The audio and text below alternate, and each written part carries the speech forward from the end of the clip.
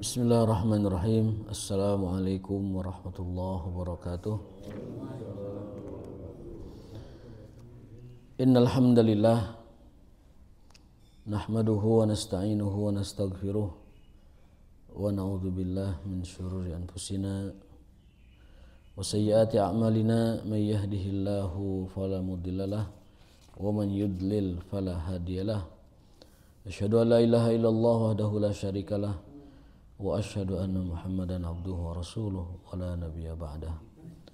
Allahumma salli wa sallim ala sayyidina Muhammadin sayyidil awwalin wal akhirin asyrafil anbiya'i wal mursalin arsalahullahu rahmatan lil alamin wa ala alihi wa ashabihi wa man sara ala nahjihi ila yaumiddin.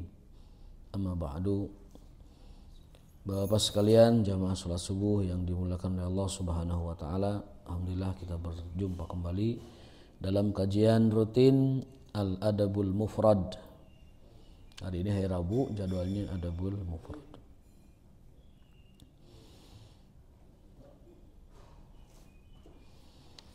Hari ini kita melanjutkan bab yang ke-273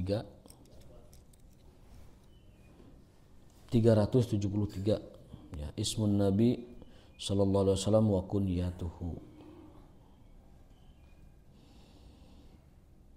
Jadi ada ini ceritanya, An Jabir radhiyallahu an qala wulida li rajulin minna gulamun fasammahu al-Qasim. Ada seorang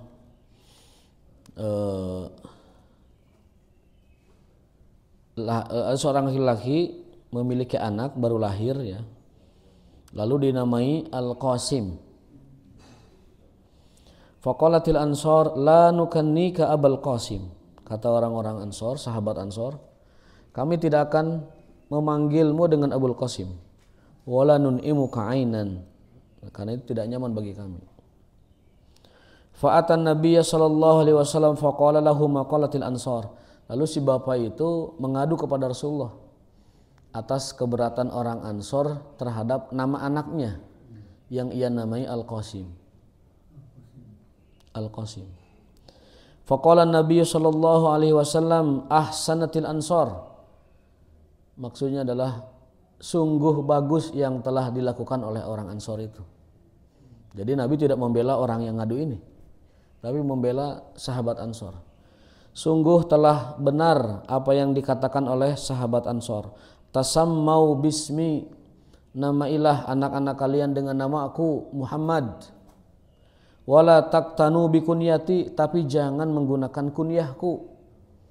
Abul Qasim, Al-Mustafa, Al-Mujtaba, apalagi Al-Aqib, kemudian An-Nadhir, Al-Bashir. Itu kunyah-kunyah Nabi tidak boleh dipakai. Namanya boleh, tapi kunyahnya tidak boleh. Tasammau bismi wala taktanu bikunyati. Fa innama ana Qasimun, karena aku adalah Qasim. Al-Qasim itu saya. Enggak boleh ada yang pakai nama ini. Kalau nama Muhammad silahkan, tapi nama gelarku, nama gelaranku, nama julukanku tidak boleh dipakai. Al-Qasim. Maka jangan namai anak kita dengan Al-Qasim. Larangan khususnya ada ini. Seorang laki-laki punya anak baru lahir dinamai Al-Qasim. Masyarakat keberatan memanggil Al-Qasim karena itu julukan Nabi. Melaporlah orang tuanya ini tidak terima perlakuan masyarakat terhadap anak baru lahirnya ini. Ketika dia ngadu ke Nabi, Nabi malah membetulkan sikapnya atau membenarkan, menyetujui sikap sahabat Ansor dan mengatakan bahwa ahsanatil ansor, baik sekali yang dilakukan oleh sahabat Ansor. Dan kamu jangan namai anak kamu dengan Al-Qasim, tapi namailah dengan namaku Muhammad. Itu. Al-Qasim saja nggak boleh, nama Nabi Muhammad SAW. Kalau Muhammad Al-Qasim, Oh apalagi itu, Al-Qasimnya nggak boleh itu, Muhammadnya boleh. Alnya ya khawatir mirip-mirip itu. Khawatir mendekati nyerempet. Dari mana Rasulullah dapat Nama Al-Qasim itu dalam sebuah keterangan ditambahkan di sini. An Abi Hurairah radhiyallahu an qala naha Rasulullah SAW an najma'a baina ismihi wa kunyatihi wa qala ana Abul Qasim wallahu yu'ti wa ana Qasim wa ana Aqsim. Itu berasal dari hadis Nabi, ana Qasim wallahu yu'ti. Aku adalah orang yang membagi-bagikan ilmu. Tapi porsinya Allah yang ngasih. Ana Qasim wallahu yu'ti. Apa yu'ti itu? Atau yu'ti, memberi. Jadi sederhananya mah aku yang ngajarin, Allah yang memberi. Gitu. Fa inna ma ana qasim. Apa arti qasim? Mama ana qasim? Qasim adalah bahasa Arab dari qasama yaksimu, artinya bisa dua. Makna pertama adalah membagi, menyampaikan, membagi. Seperti misalkan kata dalam bahasa Arab, iksim bainan nas bil adli, bagikan ini di masyarakat dengan adil. Iksim hadza bil adli, bagikan ini secara adil. Atau guru nyuruh muridnya, ya ayatulab, iksim hadza jayidan, bagikan ini dengan baik. Nah, itu artinya membagi. Ada qasim dari qasama yaksimu, artinya bisa juga berjanji atau bersumpah. Aqsama yuksimu, bersumpah. Tetapi kalau melihat hadis yang kedua ini, makna dari al-qasim yang dimaksud oleh Nabi adalah bahwa Nabi itu al-qasim, yang membagikan, yang menyampaikan. Kenapa? Karena ada lafaz sebelumnya, Allahu yu'ti, Allah yang memberinya, aku yang membaginya, gitu. Jadi kalau Nabi Muhammad membagi, nah porsinya Allah yang ngasih. Gitu. Jadi gelar dari Allah ya? Gelar dari Rasulullah, tetapi menisbatkannya lafaz tersebut dengan af'alullah, fi'il Allah Subhanahu Wa Taala. Allah al-mu'ti wa ana al-qasim, gitu kesimpulannya. Allah al-mu'ti, Allah yang maha memberi. Wa ana al-qasim, adapun aku hanya membagikan. Gitu. Beda kan, membagi dengan memberi beda. Kalau membagi itu tapi yang memberinya Allah, porsinya beda-beda. Nah, hadis tersebut dalam Sahih Bukhari berkenaan dengan ilmu.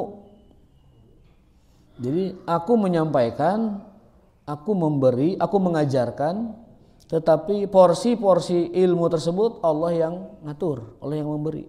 Aya nu diberi 30% pengetahuannya tuh. Ada yang dikasih 70%, sekali majelis tuh. Ada yang kasih 50%. Aya nu barho, bubar poho. Barho. Yani tidak dapat apa-apa. Dapat duduknya saja, dapat pahala duduk berkah. Dapat pahala tolabul ilmi, sabar, jihad, ya. Tapi ilmunya teu 10% acan, alias barho ning bobar ning poho. Barho, istilah bagus itu barho ya. Bubar poho. Nah.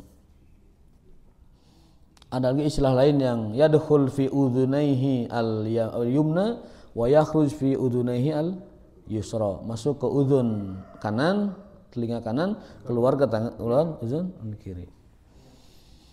Ya sekurang-kurangnya 10% menyangkut lah minimal ya, sekurang-kurangnya. Setiap majelis itu nyangkut 10%. Nah.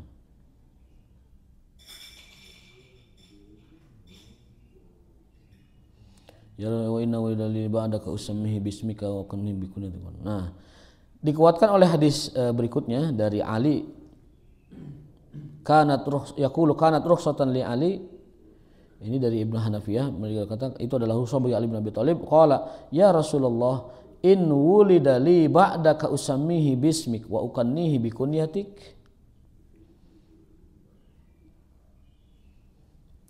Nah, ada hadis, tapi ini pengecualian. Dari mana kita tahu pengecualian? Karena perawinya mengatakan kanat rukhsatan li Ali, khusus Ali bin Abi Thalib. Khusus, nggak boleh dipakai yang lain. Ketika itu Ali mengatakan, ya Rasulullah, wahai Rasulullah, in wulida, mamanain jika, andai. In wulidali, jika aku nanti punya anak, ba'daka, setelah engkau. Usamihi bismika wa ukannihi bikunyatik, aku namai dengan namamu Muhammad dan aku juluki, gelari dia dengan gelarmu Al-Qasim, bolehkah? Qala na'am, boleh. Khusus Ali bin Abi Thalib. Mungkin pendasarannya mungkin karena Ali adalah menantunya, artinya anak yang lain itu cucunya. Namanya cucu pakai gelar kakek ya, maksudnya itu dekat lah, wajar gitu. Iya, makanya nanti keturunan Ali itu ada yang Al-Murtado, ya. Kemudian apa namanya, gelaran-gelaran yang lain mah itu tidak bisa gitu. Jadi ada keringanan khusus bagi Sayyidina Ali bin Abi Thalib untuk menggunakan nama Muhammad SAW plus nama kunyahnya, yang lain nggak boleh. Maka kata Nabi, tasammau bismi wala taktanu bikunyati, itu buat umum. Tapi untuk Ali, rukhsatun li Ali bin Abi Thalib. Ketika Nabi ditanya, bolehkah aku nanti kalau punya anak dengan namamu dan nama kunyahmu? Nabi mengatakan, na'am. Dan hadis ini selain Bukhari, Imam Ahmad meriwayatkan, Abu Daud meriwayatkan, dan disahihkan oleh Albani. Ya, sekurang-kurang ini penguat untuk kesahihan hadis ini. Bismillah.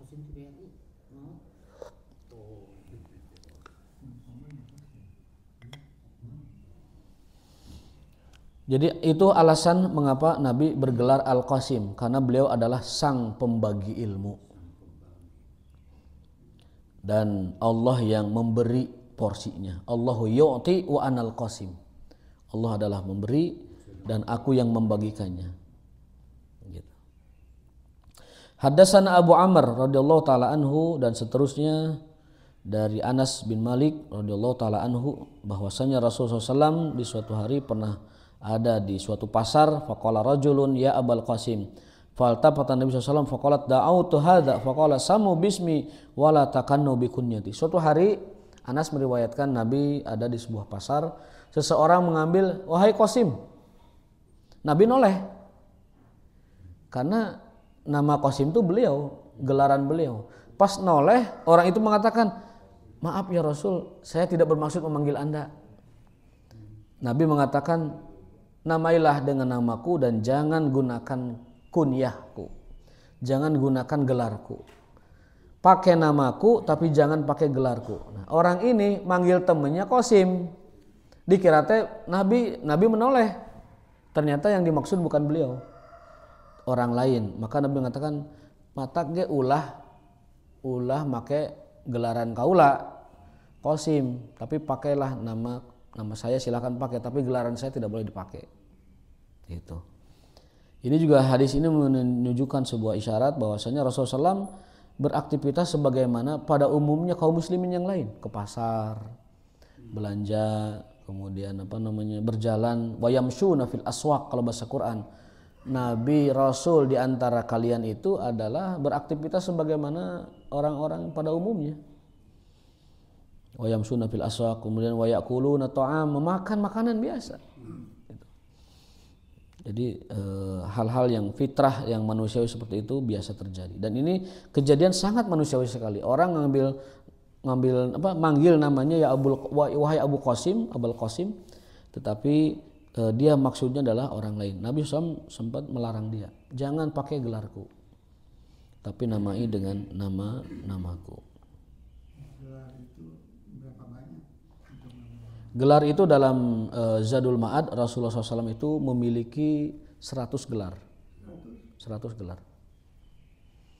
100 gelar begini, Al-Aqib, Al-Mustafa, Al-Murtada, Al-Mujtaba, Al-Hafi, dan lain sebagainya. Justru yang saya tidak temukan riwayat itu Yasin Toha.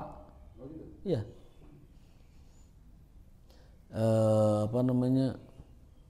Abul Qasim diantaranya. Dan lain-lain. Ada 100 nama dalam kitab Zadul Ma'ad terkait dengan kunyah gelaran-gelaran SAW. Tapi yang kita kenal mungkin baru 10 atau kurang lebih lah 10. Nanti kita buka lagi Zadul Ma'adnya kalau perlu gitu kan. Nanti. Karena menghafal 100 juga agak susah ya. Itu kunyah Rasulullah sallallahu alaihi wasallam. Al-kunyatu lis-sabi. Nah, ini Nabi memberi kunyah kepada seseorang. Tapi perlu diingat ya, kunyah dengan nama itu kalau kata Imam Qurtubi rahimahullah itu tetap syarafnya itu asraf keneh nama gitu. Kunyah gelar dengan nama asli tetap secara kemuliaan al-ismu asyraf minal kunyah. Nama asli itu lebih syaraf, lebih mulia dari kunyah. Gitu. Artinya hukumnya itu dibolehkan menggunakan kunyah, tetapi menggunakan nama asli juga itu baik gitu. Jangan memaksakan maksud saya. Kita kan rata-rata pakai abu-abuan kan. Abu apa akhirnya kesannya tuh kok kayak di Arab katanya. Semuanya pakai abu. Nah, jadi kunyah itu hukumnya boleh, tetapi nama tetap lebih tinggi dari kunyah. Al-ismu asrafu minal kunyah. Nama itu lebih syaraf, lebih syarif daripada kunyah. Tetapi kita boleh menggunakan kunyah sebagai apa? Sebagai identitas. Sebagai mungkin kita bisa katakan posisi kita di masyarakat gitu. Dikenal seperti itu. Alias ya. Nama lain ataupun gelar ataupun julukan. Nah, suatu hari Nabi SAW ngajak ngobrol dengan seorang anak kecil. Ya. Kana Nabi yadkhulu alaina SAW wali akhun sagirun yukanna, dari Anas ya bin Malik riwayatnya, dia punya saudara dipanggilnya Abu Umair. Anak kecil tapi dipanggil Abu Umair. Abu kan biasanya untuk orang tua. Ini anak kecil Abu Umair. Untuk apa? Untuk memberikan suasana akrab. Jadi anak kecil itu boleh dipanggil orang dewasa misalkan. Di barat tuh dipakai tuh, anak kecil kadang dipanggil tuan, mister gitu. Misalkan Mister Jonathan, padahal masih kecil.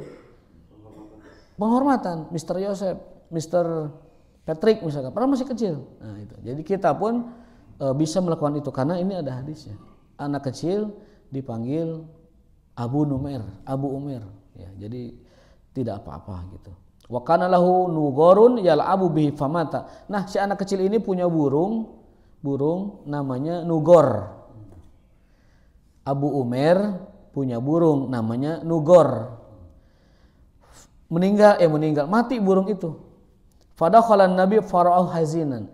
Saat Nabi menjumpai si anak ini, Nabi merasa empati dan bersedih hati melihat anak itu sedih burungnya mati. Faqala ma sya'nuh, wahai Abu Umair, kenapa ini burungnya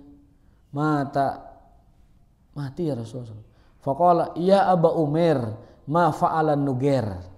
Nabi merubah nama burung itu Nugor jadi Nuger. Karena anak ini namanya juga Umair. Disesuaikan supaya ada kehangatan berkomunikasi. Supaya anak itu terhibur. Ya Abu Umair, madza fa'alan Nuger? Wahai Abu Umair, apa yang terjadi dengan si Nuger? Gitu. Padahal nama burungnya Nugor. Dinugerkan. Kenapa? Karena pemiliknya namanya Umair. Gitu.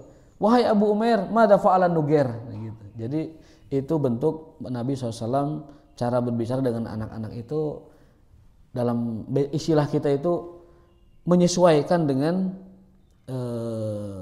taraf psikologis dan usia anak itu gitu. Orang kan teu kabudaknya kadang suara teh teu diatur, curak carek seperti kita pada orang dewasa itu nggak boleh, tidak sesuai dengan anjuran Rasulullah SAW. Rasulullah SAW berbicara dengan anak kecil bagaimana, berbicara dengan sebaya bagaimana, berbicara dengan yang lebih kecil bagaimana. Ini dengan anak kecil dia bangun suasana yang seperti itu. Ya, ya Aba Umair, madza fa'ala Nugir?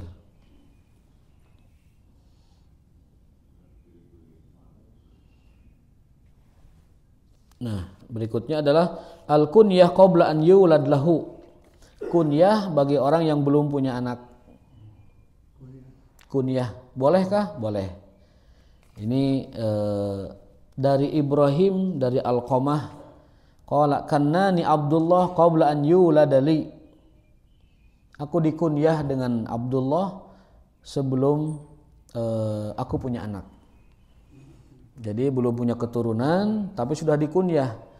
Dengan siapa? Dengan nama yang diinginkannya. Misalkan ingin anak namanya Syahdan, padahal belum punya anak Syahdan itu, maka kita boleh dikunyah dengan Abu Syahdan. Ya, jadi ibaratnya itu calon gitu. Pertimbangan calon. Abu Syahdan, mana Abu Syahdan? Itu. Memang ada anak yang Abu Syahdan? Enggak ada. Enggak boleh. Hal itu boleh. Nabi mengkunyah sahabat padahal dia belum punya anak. Jadi tidak apa-apa. Ya, walaupun tidak punya itu. Abu Abdillah padahal belum punya anak Abdullah, enggak apa-apa. Abu Fatimah padahal belum punya Fatimah, anaknya belum. Abu Aisyah ataupun Abu Zahra ataupun Abu apa lagi? Abu Wildan padahal belum punya anak namanya Wildan. Itu boleh enggak? Boleh. Karena yang namanya gelaran mah kan bukan identitas asli, tetapi landihan, bukan landihan, apa namanya? Gelaran, ya. Gelaran itu tidak mesti memang benar-benar ada pada seseorang. Yang penting nama aslinya tidak salah.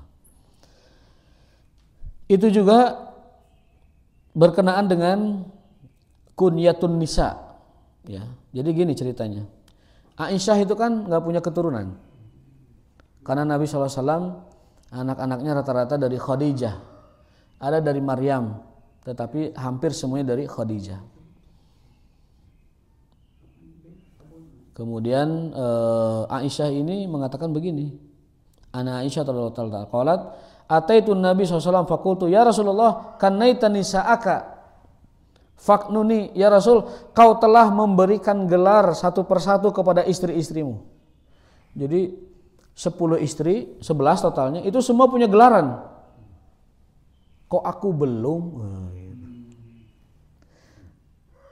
Faknini, aku belum digelari ya Rasulullah SAW. Faqala takannai bibni ukhtik Abdillah. Ya udah kunyah saja dirimu dengan anak saudaramu, artinya ponakan. Maka Aisyah kunyahnya Ummu Abdillah. Kenapa? Karena Abdillah ini ponakannya. Jadi orang boleh mengkunyah dengan nama keponakan. Aisyah tidak punya anak, tapi ingin dikunyah, maka dikunyahnya dengan nama saudarinya, anak saudarinya. Maka Aisyah kunyahnya Ummu Abdillah. Padahal Abdillah ini anaknya Asma. Siapa Asma itu? Kakaknya. Dua-duanya putri Abu Bakar Siddiq. Gitu. Abdullah bin Asma binti Abi Bakar. Maka Aisyah pun menggelari dirinya dengan Ummu Abdillah. Karena itu adalah anak dari saudarinya, Asma binti Abi Bakar radhiyallahu ta'ala anhu. Di dalam hadis lain Rasul bersabda, sesungguhnya bibimu bimanzilatil bibimu adalah manzilah. Apa manzilah itu? Kedudukan, ya. Kedudukan bibimu adalah seperti ibumu. Al khalah bimanzilatil ummi. Jadi bibi itu pangkatnya sama dengan ibu. Kedudukannya sama dengan ibu. Maka tidak heran kalau ini hadis Rasul menyuruh namailah dirimu dengan nama anak saudaramu. Artinya bibi itu pangkatnya seperti ibu. Kalau ibu tidak ada, maka bibi menggantikan ibu. Al khalatu bimanzilatil ummi. Bibi adalah satu posisi ataupun kedudukannya sama dengan ibu. Ummu Abdillah. Aisyah itu gelarnya Ummu Abdillah padahal tidak punya nama anak Abdullah. Anak siapa itu? Anaknya saudarinya atau ponakan, ya, Abdullah.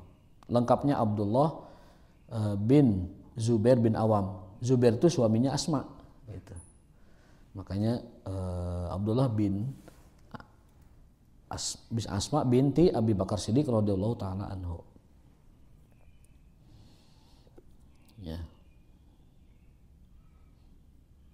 Kunyah. Kalau Humaira bukan kunyah. Itu namanya laqab. Jadi ada ismu, ada kunyah, ada laqab. Manusia itu punya 3 itu. Isim, kunyah, laqab.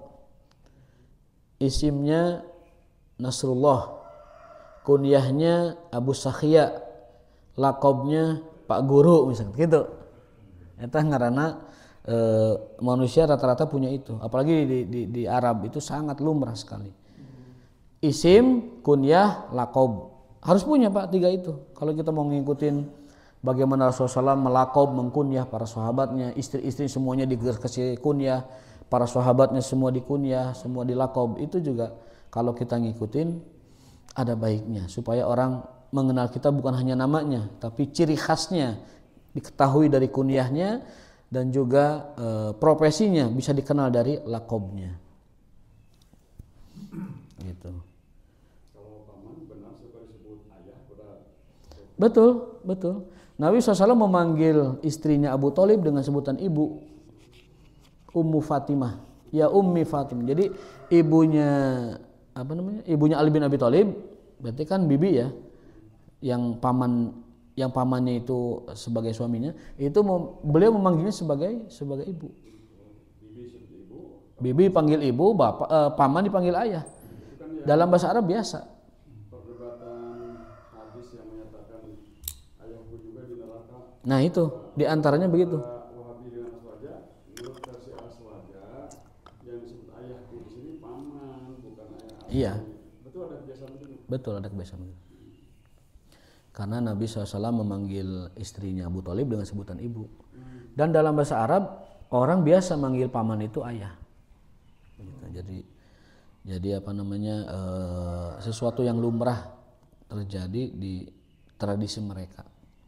Lagi pula secara bahasa Arab ada perbedaan antara walid dengan ab. Kalau walidun itu bapak biologis.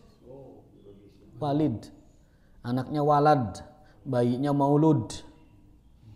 Makanya Quran menyebut wa 'alal mauludi lahu rizquhunna wa kiswatuhunna bil ma'ruf. Ayah di situ tidak disebut ab tetapi walid. Di dalam Quran itu. Wa 'alal mauludi lahu berarti walid. Dan bagi yang punya anak dan secara biologis ya, rizquhunna wa kiswatuhunna, kewajiban menunaikan nafkahnya dan pakaian sandang pangan papannya. Kalau ab itu bisa bermakna biologis, bisa bermakna non biologis, atau dalam bahasa kitanya mungkin ideologis lah atau lah. Jadi kalau walid sudah pasti biologis. Makanya birrul walidain, bukan birrul abawain. Walid pasti biologis. Kalau ab itu bisa jadi tidak biologis. Walidah itu ibu biologis. Tapi kalau bisa biologis, bisa tidak. Makanya tidak ada birru al tapi birrul walidah. Kata Anas bin Malik dalam sebuah riwayat dalam kitab Adabul Mufrad, beliau mengatakan, "Ma ra'aitu ta'atan." Aku tidak melihat ada ketaatan a'la lebih tinggi min birril walidah daripada berbakti kepada ibu. Kata Anas bin Malik, aku tidak melihat. Dalam riwayat Ibnu Abbas juga mengatakan, aku tidak melihat ada sebuah ibadah, sebuah ketakwaan, sebuah ketaatan melebihi bakti anak kepada ibunya. Ma ra'aitu ta'atan a'la min birril walidah. Di situ menggunakan walidah. Karena ini maksud adalah ibu biologis. Ibu kandung, ibu yang benar melahirkan kita. Tidak ada ketakwaan melebihi ketakwaan dari seorang anak kepada ibunya. Ma ra'aitu taqwa a'la min birri al walidah.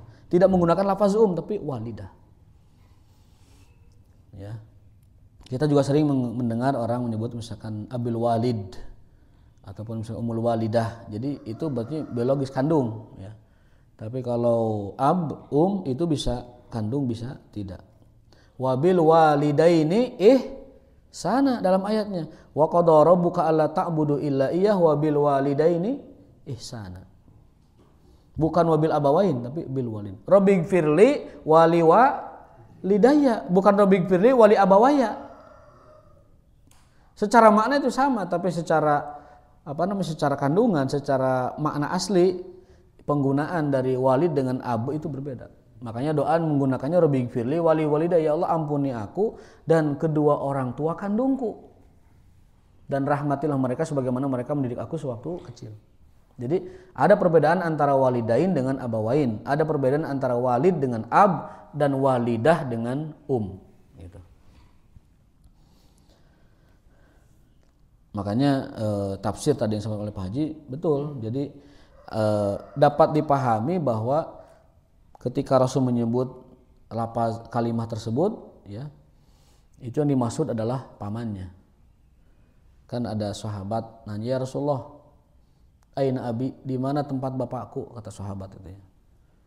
Nabi SAW kemudian mengatakan, abi wa abuka finnar. Ada sahabat penasaran bapaknya di mana, kan meninggal dalam keadaan musyrik bapaknya tuh sebelum datang Islam. Bukan dalam keadaan tidak Islam lah. Aina abi. Rasul menjawab, abi wa abuka finnar. Ayahku dan ayahmu di neraka. Ada banyak penjelasan tentang hadis ini. Ada yang mengatakan itu bentuk empati Nabi menghibur sahabatnya dengan menyebut kata itu, bapakmu dan bapakku juga di neraka. Artinya kamu gak usah bersedih, yang lalu ya udah, itu kan masing-masing membawa amal masing-masing. Jadi tidak usah berlarut-larut dalam kesedihan menangisi karena ya sudah terjadi, qadarullah kan begitu. Tapi kalau diketahui bapakmu bapakku juga sama di neraka gitu. Tuh, jadi bentuk empati, menghibur. Kemudian penjelasan yang lain itu disebutkan bahwa kata ab dalam bahasa Arab yang dimaksud itu bukan ayah kandungnya, tapi pamannya yang benar-benar terhukumi, terponis secara sah, secara sejarah juga, secara ayat Quran juga, bahwa paman beliau Abu Thalib meninggal dalam keadaan masih kafir. Kan gitu. Tidak sempat syahadat. Padahal amal solehnya itu ngalahin semua orang, pembelaannya, perlindungannya, kecintaannya kepada Nabi SAW itu luar biasa. Bahkan Abu Thalib itu lebih menyayangi Nabi Muhammad keponakannya daripada ke anaknya Ali bin Abi Thalib. Dia mengatakan itu sendiri. Muhammad lebih aku cintai, aku sayangi, aku kasihi melebihi seluruh anak-anakku. Kan begitu. Tapi dengan begitu pun Rasulullah SAW di masa akhirnya tidak bisa memastikan hidayah Abu Thalib masuk Islam. Ayatnya innaka la tahdi man ahbabta walakinallaha yahdi may yasha. Hai Muhammad, urusan hidayah urusan kaula.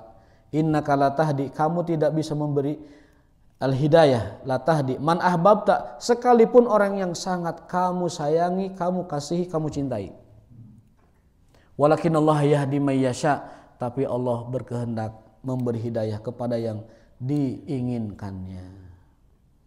Ini ayat turun terkait Abu Thalib. Innaka la tahdi man ahbabta, kamu tidak bisa memberi hidayah meskipun sama orang yang paling kamu sayangi, kamu cintai. Tapi Allah lah yang memberi hidayah sekehendaknya. Maka kita beruntung Pak, terus-terusan bersyukur kepada Allah atas nikmat hidayah Islam yang luar biasa ini. Kalau kita tidak mendapat hidayah Islam dari Allah, mungkin kita sekarang tidak di masjid. Mungkin ngagusrukan naon meureun di mana gitu. Mungkin kita lagi berkubang maksiat di tempat mana. Mungkin kita lagi ada di mana, mungkin kita lagi gimana. Laula hidayatul Islam. Kalau bukan karena hidayah Allah, keislaman, mungkin kita tidak seperti ini. Jadi apapun.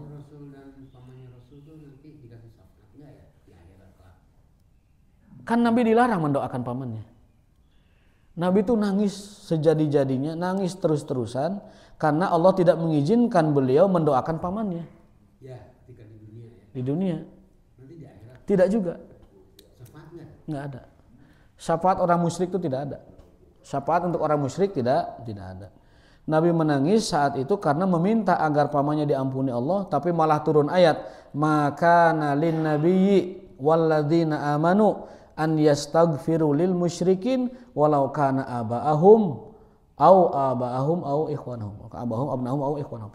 Tidak pantas bagi seorang nabi atau orang beriman, kata surat At-Taubah Al-Qur'an, untuk memintakan ampun kepada Allah tentang kemusyrikan, tentang orang-orang musyrik. Walaupun itu adalah ayah mereka, anak mereka atau saudara mereka. Ini ayat yang melarang Nabi mendoakan pamannya. Maka Nabi hanya diizinkan meminta keringanan. Fas'alit takhfif, Nabi SAW meminta keringanan. Ya Allah, ringankan siksaan pamanku. Dikabulkan itu permintaan itu. Tetapi seringan-ringannya azab di neraka, itu kakinya menyentuh dasar neraka, otaknya mendidih. Kan begitu hadisnya. Jadi karena paman beliau meninggal dalam keadaan kafir dan Rasul sudah habis-habisan mengislamkan beliau, tetapi tidak selamat juga. Ada beberapa keterangan. Salah satu sumber mengatakan karena Abu Thalib saat itu dikelilingi oleh ketua-ketua kabilah sehingga sulit sekali dia untuk bersyahadat. Gengsi, karena sesama ketua kabilah masa saya Islam. Yang kedua, konon disebutkan dia dikelilingi oleh banyak jin sehingga membuat lisannya itu tidak bisa untuk mengucapkan la ilaha illallah. Maka penting sekali kita meninggal dunia dikawal, ditemaninya oleh para malaikat. Bagaimana cara agar meninggal dunia kita ditemani malaikat? Ada ayatnya, istiqomah. A'udzubillahi minasyaitonirrajim. Innal ladzina qalu rabbunallah tsumastaqamu tatanazzalu alaihimul malaikah alla takhafu wala tahzanu. Sesungguhnya orang-orang yang berkata, bersaksi, Rabbunallah, Tuhan kami adalah Allah, tsumastaqamu, lalu beristiqomah di jalan itu. Tatanazzalu alaihimul malaikah, akan turun kepada mereka para malaikat. Kapan khususnya? Ketika kematiannya. Mengapain? Menemani, mengawal dan memastikan kematiannya dengan cara mudah, cara sentausa dan dalam keimanan. Itu maksud alla takhafu wala tahzanu, dan agar kalian tidak usah sedih apa yang ditinggalkan, keluarga kalian, harta kalian, rumah kalian, kata para malaikat, kami yang akan menjaganya. Dan nanti kamu akan menghadapi akhirat juga, jangan takut. Karena apa? Karena kematian kamu adalah dalam kawalan malaikat, di dalam tauhid, gitu ya. Saya kan secara zahir ikhtiarnya termasuk yang istiqomah.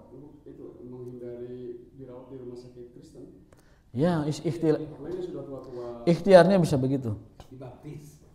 Ya kan tempatnya sudah tempat jin ngumpul. Orang Kristen.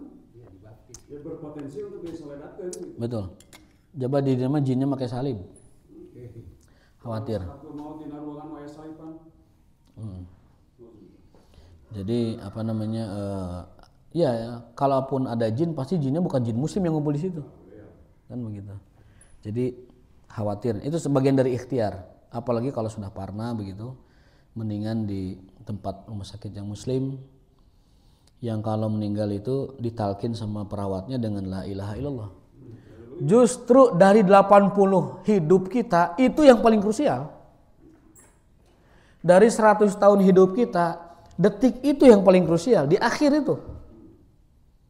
Maka jangan gegabah, jangan nekad menyiapkan diri kita dalam keadaan yang berpotensi matinya itu tidak ada yang talqin dengan tauhid. Kan mengerikan. Mengorbankan 100 tahun hidup kita demi akhir yang tidak husnul khotimah karena tidak bisa bersyahadat. Apalagi kalau sebabnya kita tahu, yaitu tadi menempatkan diri pada situasi yang tidak akan banyak orang membimbing kita untuk mengucap syahadat di akhir kita. Auzubillah min zalik. Mudah-mudahan kita semua meninggalnya dalam keadaan. Tapi Rasul berjanji bahwa orang yang sholat berjamaahnya dijaga, asya khairan wa mata khairan. Orang yang selalu menjaga sholat berjamaah, kata Allah Ta'ala dalam hadis qudsi kepada Rasulullah, man fa'ala dzalika, yang melakukan amalan tersebut, Sebelumnya disebutkan di hadis itu tentang kasratul khuta ilal masajid, banyak melangkah ke masjid, maknanya adalah berjamaah. Asya khairon wa mata khairon, akan hidup dalam keadaan baik dan mata khairon, matinya pun dalam keadaan baik. Jadi saya yakin sepenuh hati, saya yakin benar-benar yakin bahwa orang yang menjaga sholat berjamaahnya tidak akan terjadi kematiannya di tempat orang kafir. Karena tadi jaminan husnul khotimah sudah dia dapatkan bagi yang menjaga sholat berjamaah. Pasti akan Allah kondisikan dia meninggalnya dalam dekapan syahadat saudaranya yang muslim. Jadi dirawat di rumah sakit Islam. Ya dimanapun, yang penting memungkinkan kita terhindar dari itu. Kalaupun di rumah sakit non muslim juga tidak apa-apa, asal memang yang ngumpul yang 24 jam, kita bisa memastikan 24 jam yang menemani kita di akhir-akhir itu adalah saudara-saudara kita yang muslim gitu. Kalaupun terpaksa, maka pastikan yang mengelilingi kita di situ adalah saudara-saudara muslim. Kalau memungkinkan. Tapi lebih aman ya memang di tempat yang muslim. Lebih aman di tempat yang muslim. Baik, itu mungkin beberapa informasi berkenaan dengan kunyah dan laqab serta isim ya. Insyaallah nanti pertemuan berikutnya hukum tentang syair atau lirik. Bab minasyi'ri hikmatun, di antara syair ada yang baik dan ada yang tidak baik. Asyi'ru kal kalam, syair itu bagaikan ucapan biasa. Husnuhu hasan wa qubuhu qubuh. Baiknya baik, buruknya buruk. Ya. Syair itu atau lirik atau lagu, ya, kita tidak bicara musik, kita bicara lagunya maksudnya. Syair, lagu, lirik itu kamanzilatil kalam, posisinya kedudukannya seperti ucapan pada umumnya. Khairuhu khair wa syarruhu syarr. Baiknya baik, buruknya buruk. Jadi kalau liriknya baik, baik. Kalau liriknya buruk, buruk. Kalau bermanfaat, kalau tidak bermanfaat. Jadi seperti perkataan kita pada umumnya. Baik, aku qouli hadza wa astaghfirullah li wa lakum. Subhanakallahumma wa bihamdika asyhadu an la ilaha illa anta astaghfiruka wa atubu ilaik. Wassalamualaikum warahmatullahi wabarakatuh.